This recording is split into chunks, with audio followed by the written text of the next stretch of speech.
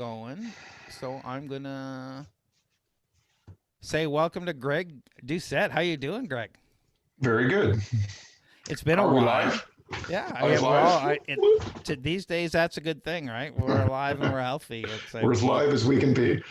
we don't take that much for granted anymore. No. Definitely. Um, so you work for Nashar Consulting. You want to tell us a little bit about what they do? I help clients get government funding, focus more on the major sort of government funding programs, but there are tons out there, and COVID has brought some new sort of funding options. At least they might only be for a period of time, but companies should take advantage of them if they qualify. And yeah, I've been doing government funding for in excess of 20 years. Yeah, it was just you've asked me to come and give a bit of a presentation on what's going on now in this environment and if funding is still around and what the government is doing. There's a little less in-person interviews, but they seem to be responding and open to evaluations and requests for funding. Definitely. So why don't you get the presentation going, and I'll mention to everyone that we want your questions. We know each of you have a different scenario, different type of business, in a different field. Put your questions in the chat room, whether you're on YouTube, put them in the chat room there in the comments, or whether you're on Zoom, put them in the chat window or the Q&A window, and we'll get to them where appropriate. But if you have questions, just start asking. We'll get them. We'll get to them. And we want your feedback. If you leave with questions unanswered, I feel like I haven't done my job. So definitely get involved. Let us know. Over to you, Greg. Okay. Do you see the full screen there? The screen looks great. Okay. Okay. So I'm Greg Doucette, as he said, and I'm focused on SR&ED and other government funding. And during COVID, there are some new opportunities and additional limitations on how they on how the government is going through their funding process, but they are still open and available. Just a quick background: I've been I have business experience for over 30 years and been doing SR&ED claims and other government funding for 20 plus years. The main sector I focus in is in software, but I've worked in automotive, manufacturing, oil and gas, and retail and the service industries as well. And I graduated a few years ago from Western, 1983. So just to touch base quickly on some COVID opportunities, if you do qualify, I know lots of these companies are in startup phases, so if you don't have a history, you may not qualify for the CEWS wage subsidy, but it's definitely helpful. And the periods now, the government has done a pretty good job with their spreadsheets online now and making submissions, so it's working pretty well, and you get your money fairly quickly when you make your submissions. And if you've forgotten to or want to make changes to previous periods, you can go back. They're going to start expiring from the early periods around the end of January. So right now you can get a wage subsidy of up to 75% for periods 11 through 13, which is like from about December 20th to March 13th. And the kind of the base subsidy, if your revenue fell by 50%, is about 40%. And then if your revenue fell by more than 70%, you get a top up of 35%, which brings you to 75%. And the periods like 11 through 13 are the kind of the recent ones now. And it's going till about March 13th, 2021. And then sort of the next sort of range, there might be some adjustments to that, but the spreadsheets aren't published yet. So can I ask a question about what can CEBA be used for? I'm not sure. You have to read their their there's a thing you're supposed to be using it for business operations, okay, and you have to kind of state that. So it says if you don't, you can be in prison for 14 years. When I read the thing, so I'm not sure. I would suggest you read what they say on a word for word. I don't want to give a lot of advice when they say you can be in prison for 14 years, but yeah, it should be used for your operations for paying wages, insurance, rent, whatever you need for normal operations. It should be fine. I mean, if you don't need it right away, I mean, part of the issue is the sort of the risk in the environment, right? And the risk to your future revenues. It's not supposed to be like you get the money and you give yourself a dividend for it. So, I mean, that's not the purpose. There was an initial loan amount back when they first brought it out in the spring of last year, which was $40,000 and there's a $10,000 forgiveness option on that $40,000. And then, just recently, you could add an additional $20,000 to your loan, and of this $20,000, there's another $10,000 forgiveness option if you pay it back on time, based upon the terms of the loan. It's probably worth just paying attention to the deadlines. I believe it's the end of December next year, but who knows? They might adjust those sorts of things. So you may want to pay attention if you've taken advantage of these. Just make sure if you pay back the loan that you get your that you get your $10,000 forgiveness option. Yeah, and I just put the link in the chat room here, and I'll throw it in the YouTube as well for the BDC breakdown of what you can spend that money for. Since I don't want anybody to go to jail here, take a look at that link and article. And our next question here quickly about CEWS is, when you say 75%, does that usually mean the business has to cover the other 25% for the wage subsidy? Correct. And I mean, there are limits on it. So when it says 75%, it's not up until if you pay somebody, $70,000 a year, it's not going to cover 75% of that. Off the top of my head, I think it's around $58,500 is up to the amount. It might be based on the YMP that's used by the federal government, but there is it's in the $50,000 to $60,000 range. Is typically that's like the up to. So if you pay them less than that amount, it will cover the 75%. Once you're above that threshold, it only maxes out up to the amount of the limits. Does that answer it, Greg? Yeah, I think so. Okay. Also, too, with funding options during COVID, there are a number of other COVID programs depending upon the situation. I haven't really put, there's retail ones and rent options, so I'm not sure, but really you should take a look at what's available out there. The government's pretty good at advertising it. They've gotten a little better of detailing what it takes to qualify, and I just say if you qualify, then take advantage of the programs. Of course, like you're leaving money on the table. If you're leaving money on the table, and this is a fairly risky environment. So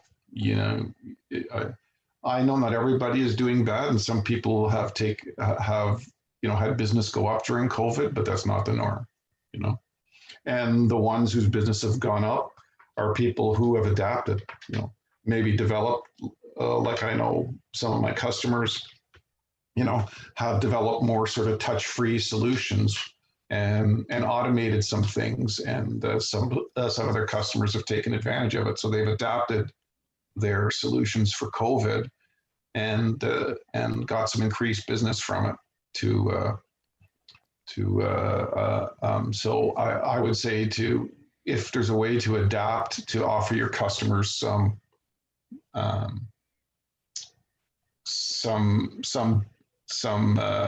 not benefits, but some features that aren't available that provide the customer some benefit in this environment, then you might be able to increase your revenues in this period. So the government, is still basically supporting, pretty much all the programs that they were supporting before. So some have added funding, and then others, they seem to be doing it. They typically seem to want you to take advantage of the COVID, the COVID money first, and then the other programs. If you do receive the COVID funding, like the CEWS, it will reduce your other innovation funding, but typically not dollar for dollar. So it kind of differs based on each situation. But so you, just because you receive COVID funding for the 75%, you can still get like SR&ED and some other stuff, but you got to back out the funding that you received. So it's going to reduce your innovation funding, but it's still going to be better than if you don't take advantage of the innovation funding. Greg, do you have anything you want to ask me at this point on that before I go into the different kinds of key areas? Yeah, I got a couple quick questions here. One was rated to CRB for employees. Does CRB eligibility account for loss of variable pay or just basic fixed income? The CERB is paid to employees, right? It's paid to people who've lost their jobs or I think that one is, yes. Yeah, I'm not as familiar with that because that's a personal thing. So that is not company specific. Companies don't get that. So that's more personal stuff. And someone's here's mentioning the Ontario Small Business Grant, which you can get up to $20,000 for right now. But it's mostly for, their comment, I continue, is mostly for B2C Main Street sectors.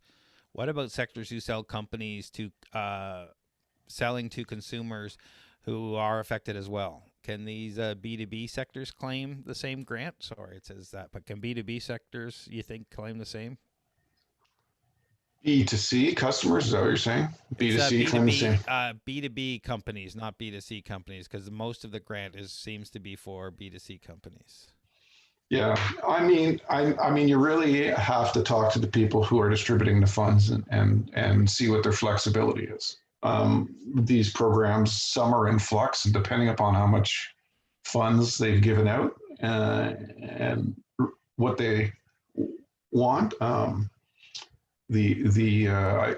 think you're best to talk to the funding group and see what flexibility they have.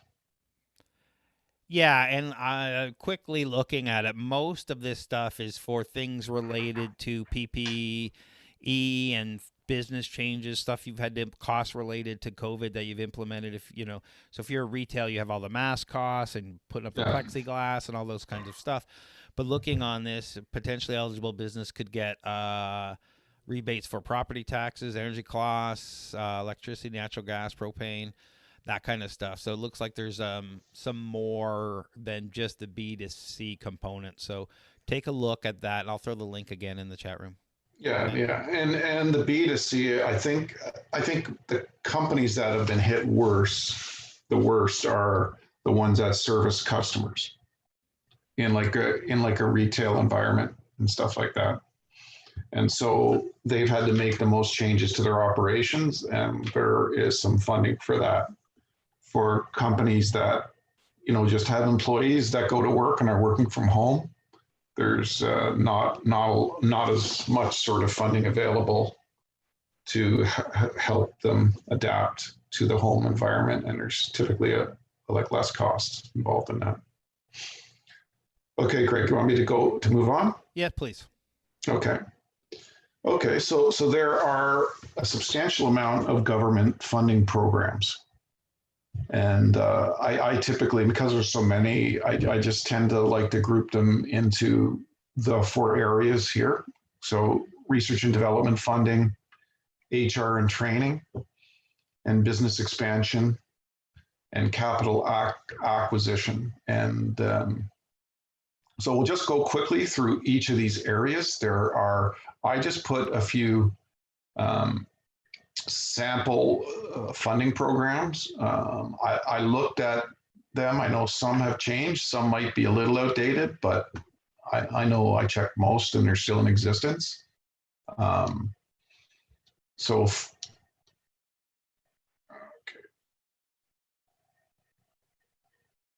sorry, it's pretty sensitive there.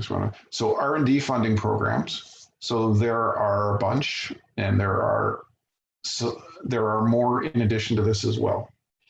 I'll maybe just talk about some of the main ones, but like IRAP has a bunch of programs. They typically have an accelerated review process for smaller programs, and then the larger programs, like in excess of $50,000 to $1 million, where they're giving funding. They have a more detailed review process. Mars has a bunch of programs. They used to host. I'm not as familiar with what they're doing in the last little bit in the COVID environment, but I know they're still having, they're trying to manage their programs. My Tax assists you with your R&D through partnership with universities, and then the OCE is another major program. They just changed their name in January to the Ontario Centre of Innovation, or OCI. And they used to have about 20 programs. They've narrowed it down a little bit, but they still have their VIP, Talent Edge, Market Readiness, Avin, which is like an automated vehicle, Encore 5G, dealing with 5G networks, next generation networks, and an IBM incubator program. So, I mean, and then every so often they have specific calls for specific kinds of programs that might have to deal with AI or various other things. And but they are a good group to work with. The Ontario Interactive Digital Media Tax Credit. They've extended some of their qualifying periods for their the salaries and stuff that they allow. They are still, the funding is still available, and if you qualify for that, that's still useful funding. The NSERC Engage, which is a short-term one, as well as the longer-term NSERC programs, is somewhat similar to My Tax in that it's partnering with universities.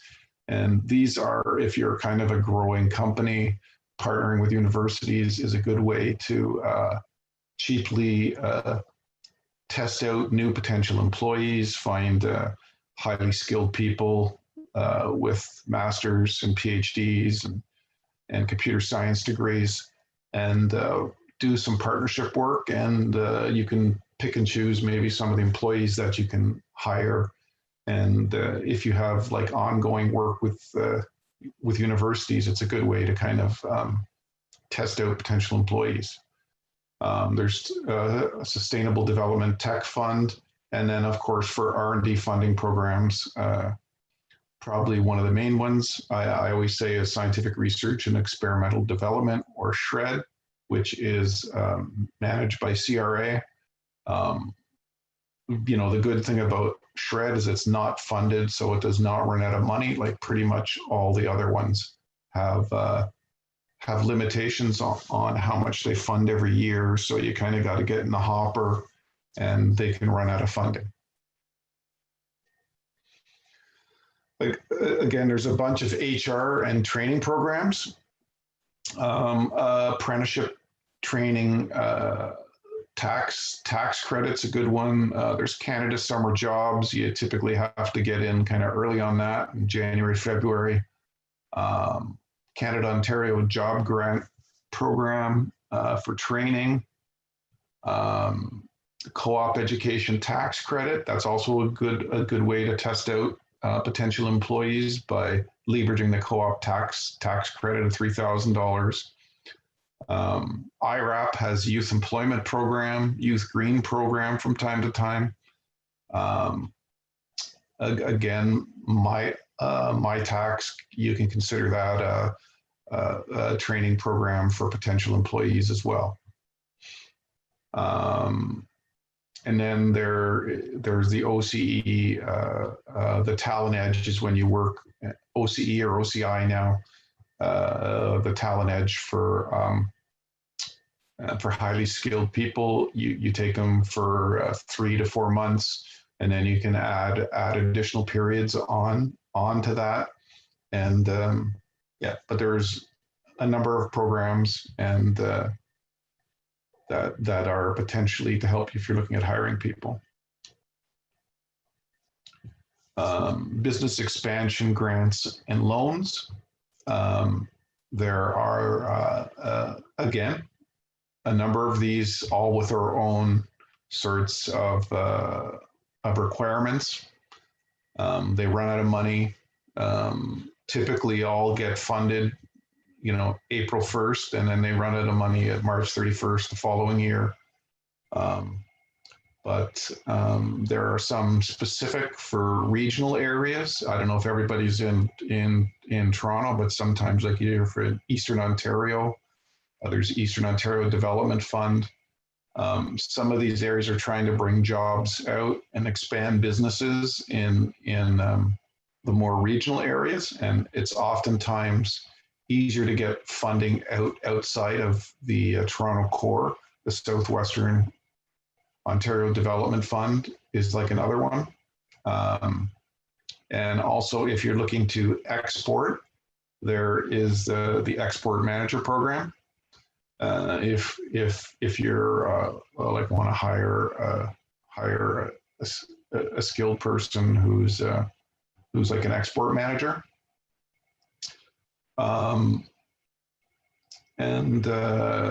Once again, there's Mars has the Investment Accelerator Fund and regional innovation centers you can work with. So they might you can make presentations to Mars, and they might be willing to invest in you as well. Yeah, there's just the market readiness at OCE or OCI program for startup companies, help companies get started.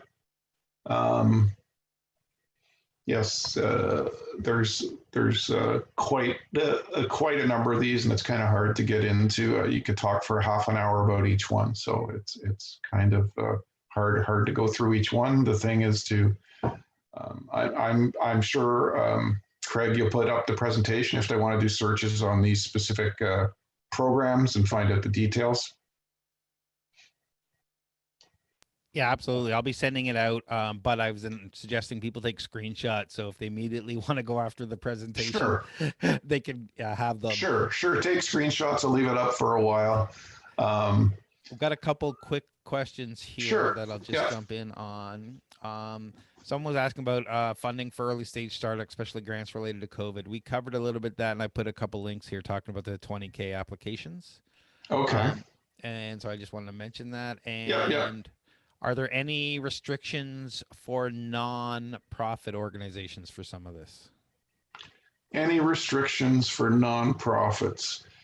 I have not. Nonprofits probably yes in some cases, but there are probably some. I haven't really focused on nonprofits here because there are some programs that are specifically catered to nonprofits too. So I would say, do your searching, and when you look at the details, I mean, some of these don't make sense for nonprofits, and some do. So yes, there are limitations for nonprofits, but there are also some specific funding for nonprofits too. So that may not even be here. And there's a couple other quick questions here. Does the government fund small online retailing businesses for newcomers? even though no retail, no credit history, yet there is a solid business plan. So I guess they're a newcomer, not much of a credit history, but they have a business plan. I'm not sure if their business is up and running at this point. So, and do they consider e-shopping as a tech business?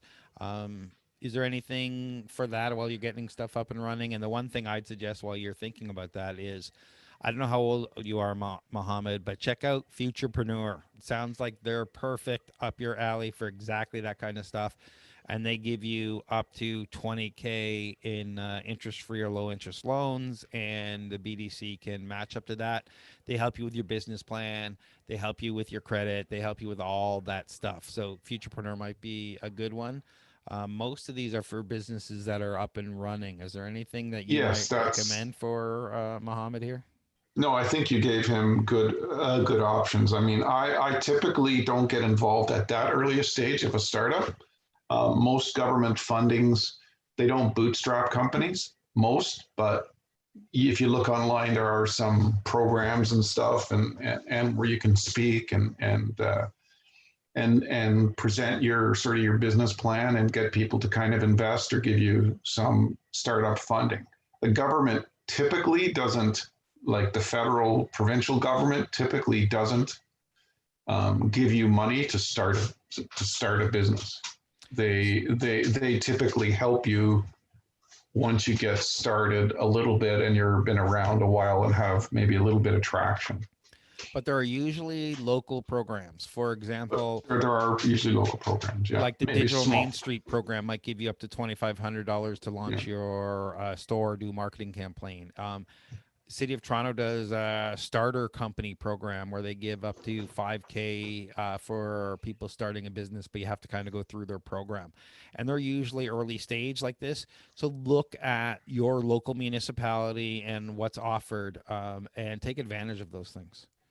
Yes, municipal looking for specific development. Yes, you're right, Craig, and they do, and it's much more specific to the situation and the municipality, right? Um, yeah, so here there's again there's a bunch of programs. There's probably less in the acquisition funding programs, but things like I know like one of my clients looked at OAMP, the Ontario Automotive Modernization Program. There's some funding, up to 100,000 for bringing in new machines, new technology. There's some related to climate action incentives, in EVs, and some regional where they're looking, the Eastern Ontario Development Fund, looking for more sort of development outside of Toronto area, where we're just trying to encourage the economic development in other areas of Ontario. Um, so just a key topic overview, kind of the key funding programs that most companies, if you've been around, are going to always kind of deal with these, or to a certain extent. Like scientific research and experimental program, is the largest program that gives funding for technology companies. And I'll go into this in a little more detail later. The benefits is there's no funding limits on it. The OCE, Ontario Centers of Excellence, has changed its name to OCI. They have some new programs. They do have some funding limits, but they seem to be, initially when the new government came in a couple of years ago, they kind of cut their funding a little bit, but they seem to be getting more funding recently and more programs.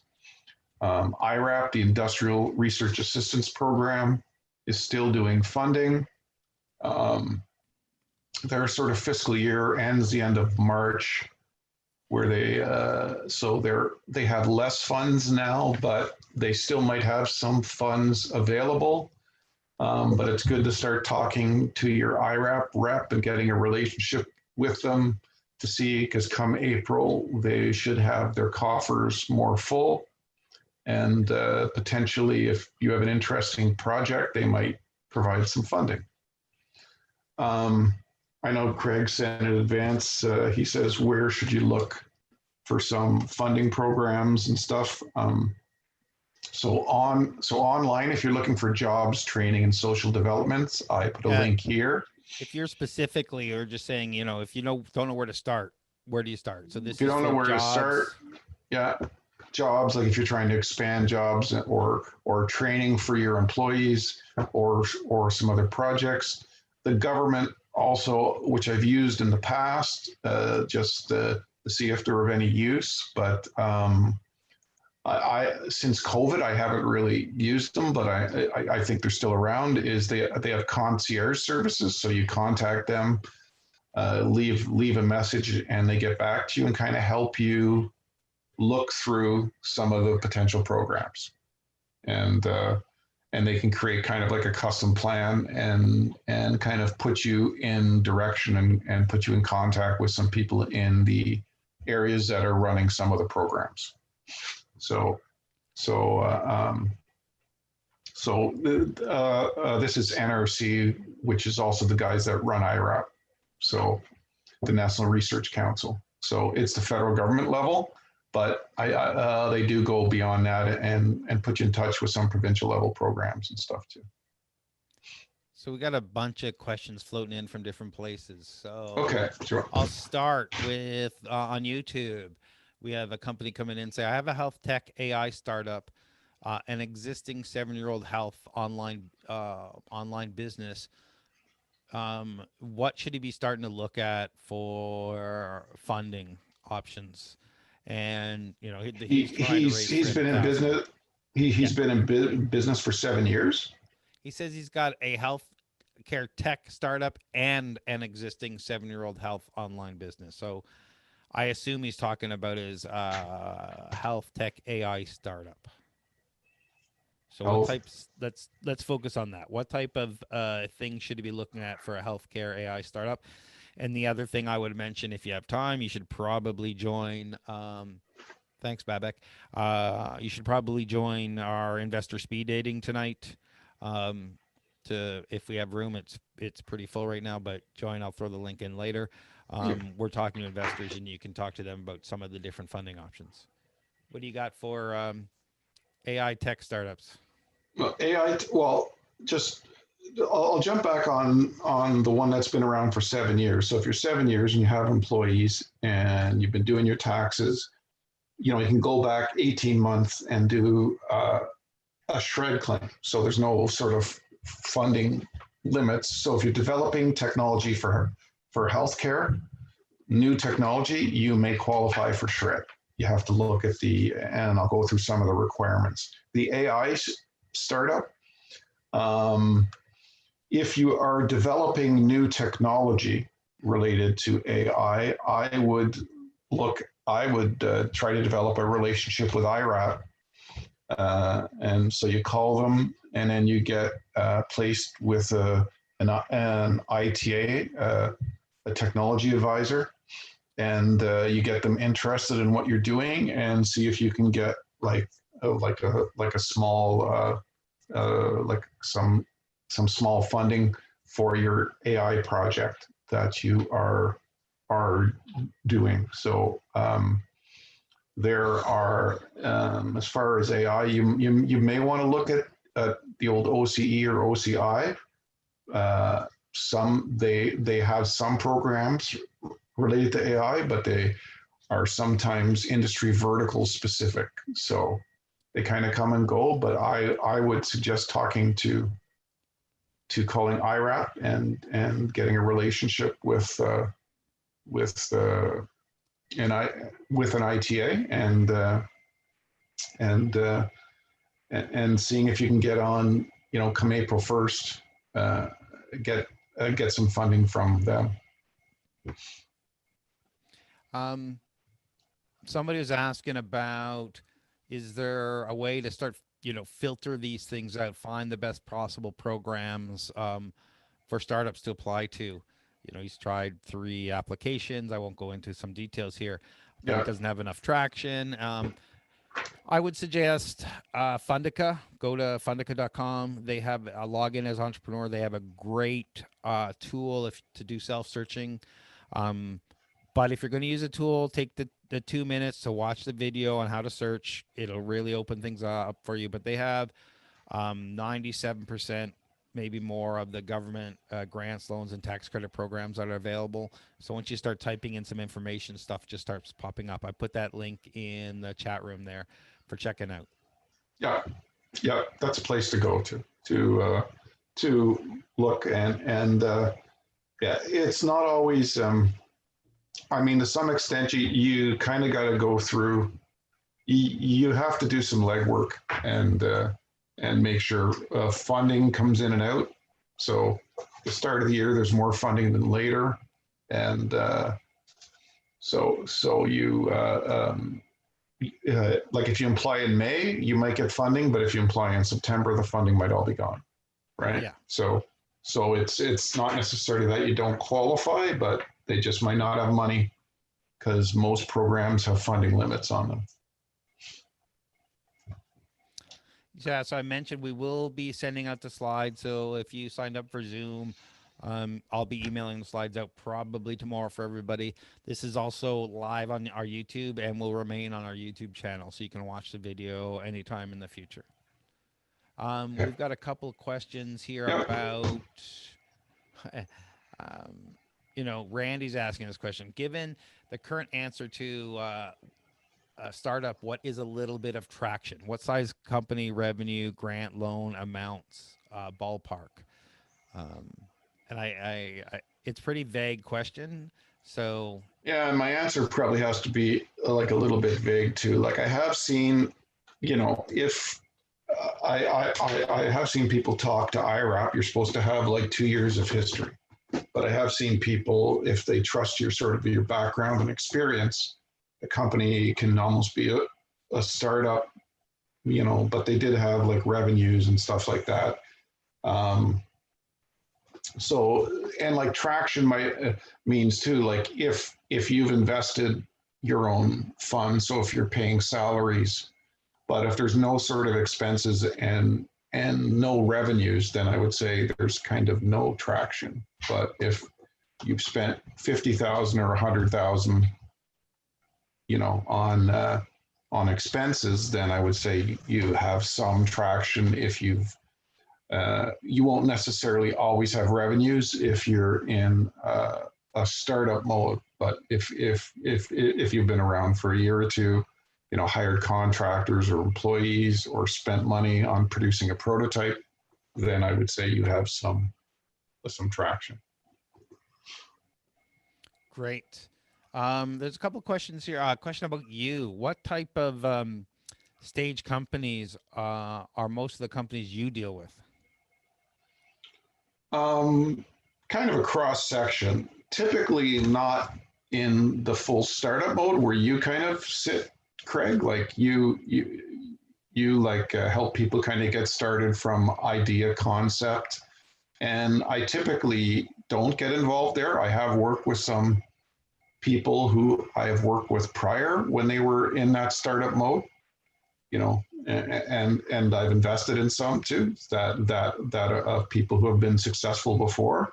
But typically most of my consulting is in companies that, have been around for 2 or 3 years, and they are spending some money and are looking for, hiring people, getting some money back on the investments they've made in new technologies, and so they can invest more. So it kind of reduces your cost of improving your new technology on an ongoing basis, and then helping companies kind of leverage the programs like NSERC and my tax to kind of bring on new staff.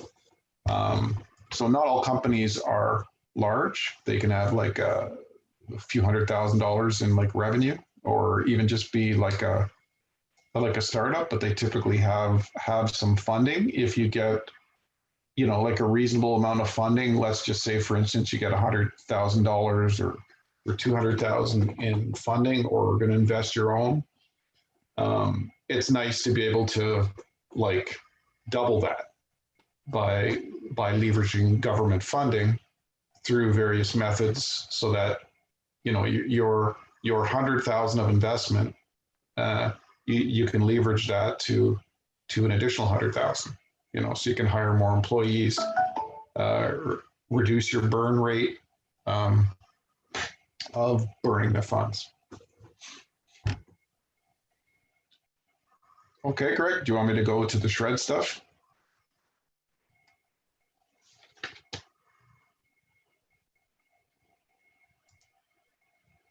Hi, did I lose you? I'm still here. Okay, you got quiet. Okay, so I will move on to the SR&ED.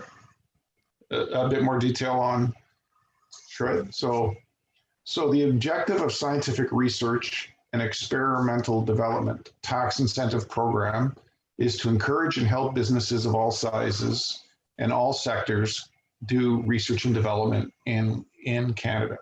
So that's kind of the objective. The program offers investment tax credits. For large companies, it's 15%. And then for qualified CCPCs or qualified smaller companies, you get 35% tax credit. So that's at the federal level. And then in addition to that, there are provincial tax credits of an 8% refundable and 3.5% non-refundable, for a total of about 41.5%, which effectively, when you allow overheads, you can get between 60 to 65% of salaries back on people who are kind of 100% involved in the research and development, the qualified SR&ED expenditures, Yeah, and again, this SR&ED is a tax credit. So you're losing money by not applying if you qualify. Like, it's not, it's money you've already spent that the government probably owes you, but you've got a window of 18 months to start the application process from the closing year. Is that correct? From the tax year end, yes. From the tax year end, and so it is a refund. Most of it is a mostly refundable tax credit, so they will give you money back. It's not just a tax offset. So it is kind of like a grant in that they will write you a check. If you're owed 100,000 in refundable tax credit, you will get a check for $100,000 back, which you can use to invest in future technology. You can spend it on anything, basically. But yes. So just to be clear, up to 65 cents back on the dollar for your dev and tech employees that are working on this, that may qualify for these areas. Right. If like adding these together plus the 55% overhead rate, the effective refund is somewhere between 60 and 65% of the total salaries you can get back if they are working on a qualified project. Yes. Yeah, and this is the biggest government program. It's over $4 billion a year they give out for this. So you should find out if you qualify. Yeah. And this is so like it's not funding. It's not funded, so they don't run out of money. It's like if you qualify based upon the rules, then they must give you the money. And then, so the definition of SR&ED is it's systematic investigation or search carried out in the field of science or technology by means of experiment or analysis. And this is for the advancement of scientific knowledge or technology advancement, which is considered experimental development. Like 95% of the work is technology advancement, which is considered experimental development. And the purpose of the work must be for creating new or improving existing materials, devices, products, or processes, including incremental improvements. So this is from the tax code in brackets. So So I mean, it doesn't have to be, spellbinding improvements. It can be incremental improvements to existing products or processes. Yeah, and to be clear, a lot of people get scared away by this scientific research and development label and some of the stuff here. I used to work for a company that did software development in COBOL forms. And they got a lot of money back from SR&ED. And when they decided to upgrade to Java, they got a lot of money back from SR&ED. So don't discount this. Yeah. So yeah, starting with the term scientific doesn't really. That might. Yeah. With technology companies and software development, the program was kind of started um, before really the technology boom came in. So that's why it's kind of written like that.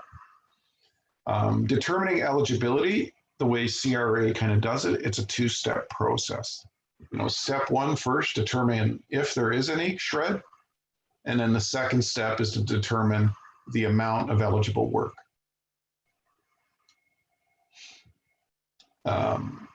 CRA kind of developed this in step one to determine if there is SR&ED. They're using these 5 questions, which was kind of in one of the key SR&ED court cases. The judge kind of used these to determine if there was SR&ED work at the on the project, and CRA kind of adopted these later. I think it was 98, the case. And so like the first question they ask is, was there technological uncertainty? And then did the effort involve formulating a hypothesis aimed at reducing or eliminating that uncertainty? So with software development, this is sometimes kind of hard. They're kind of flexible, but it's nice if you can kind of think and kind of track your hypothesis and maybe detail some of the uncertainties at the start and during the project, so you have some record of it. And then, was the overall approach adopted consistent with systematic investigation or search, including formulating and testing the hypothesis by means of experiment? So they want to see that you followed a systematic approach. And if you can show that you followed an experimental approach to overcoming the uncertainties, like you tried this and it didn't work, you tried this other thing and it didn't work, and if you show that that was a logical, systematic approach to figuring out, how to overcome the challenges and uncertainties, then you should be okay. And I guess the fourth question, was the approach undertaken to try to achieve a technological advancement? And then the fifth, and for software firms, this is sometimes the hardest thing, was a record of the hypothesis tested and results kept as work progressed. Developers tend not to really keep their testing and their test results and maybe jot down their hypothesis. So kind of trying to be able to adapt your evidence and your record keeping to kind of keep track of the technological uncertainties, your hypothesis, and your tests and results is kind of helpful in surviving an audit from CRA on your SR&ED claim.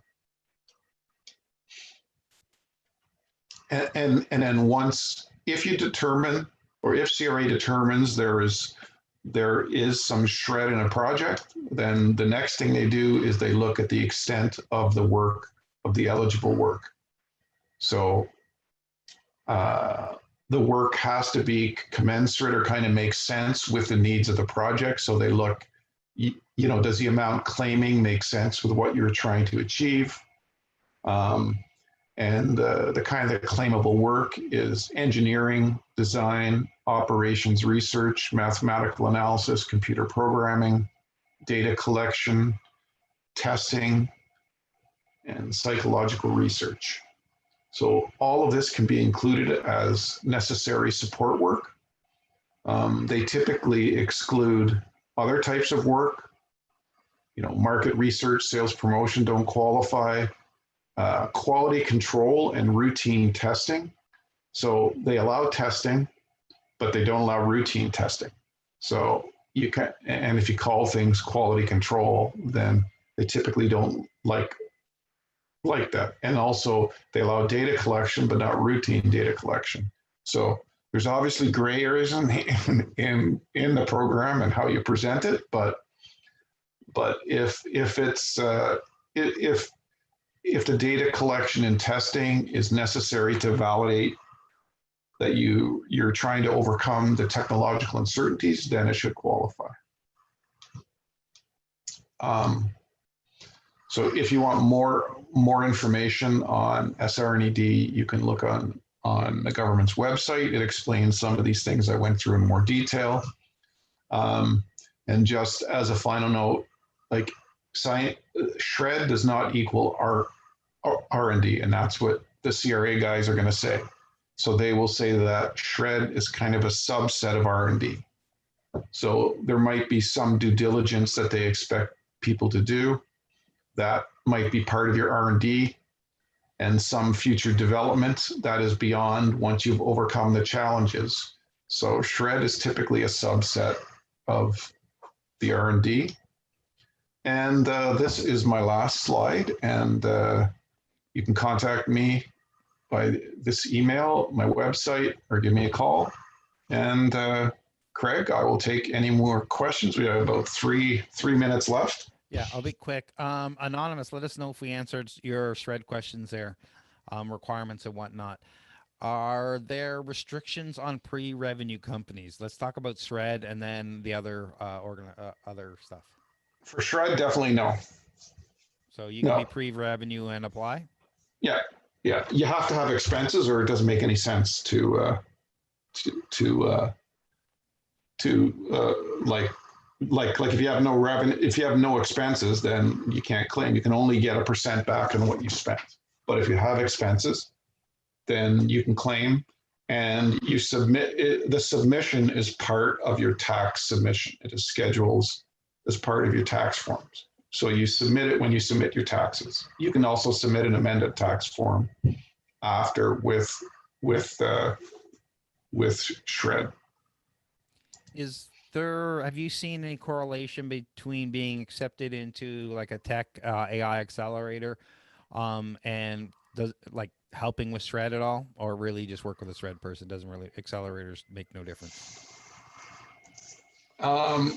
You mean, I guess I would say that some sort of I'm not sure if this is an answer to questions, but I would say that some sort of investors, if you are a technology company and you're not taking advantage of SR&ED, they would presume that you don't really know, you're not really good at managing your company, because if you are developing technology and you're asking them to put money in, they would like you to leverage that money and use it the best possible way. So if you're asking people to invest money and you're developing new technology, but you're not claiming SR&ED, it would seem like you're not really running the company effectively. Does that make sense, Craig? Yeah, you're not being business savvy. You're not doing everything you need to do. But from an eligibility point of view, being involved with Accelerator does not affect your eligibility whatsoever. Yeah, you probably know more about some of the accelerators than like it has to do, because it's a tax credit program. It has to do with what you spend money on and what you're working on. Yeah. Not if you're connected to an accelerator program. Right. There was a couple of questions here about working with you. So the first question here, and how do you, what are the costs like working for you, working with you? Is it commission based, or what? How does it work? Well, I work under a number of models with clients. So, I mean, typically when I start, it's usually commission based. So basically, if I'm successful in getting you funds, then I get compensated with that. Over time, clients typically it's more hourly based or some combination of commission plus like a lower commission and then plus a fixed price. So I kind of work both ways, depends on the situation. Yeah, and some there's another question about pre-revenue and help during the COVID situation. So check out that Ontario grant link I put in earlier. Some of that is for exactly if you're pre-revenue, you're paying customer, if you're paying your employees, if you are using it to buy PPE and using it to certain things, you can apply for it. So take a look to see if you qualify. If people want to work with you, where do they go? They can call me, email me. I think that's probably the easiest. And the email's on the screen there. I Yeah. won't read it out because we're going to turn this into a podcast later. Thank you, everyone, for showing up. If you're on YouTube and you enjoyed this, give us a like. It helps us out a lot. And thank you, everyone in the chat room. Appreciate all the questions. And we'll do another one of these sessions either with Greg or someone else in a month or so. So keep your questions coming. Appreciate all of them. Thank you, anyone. Thank you, Yeah. everyone. Thanks for the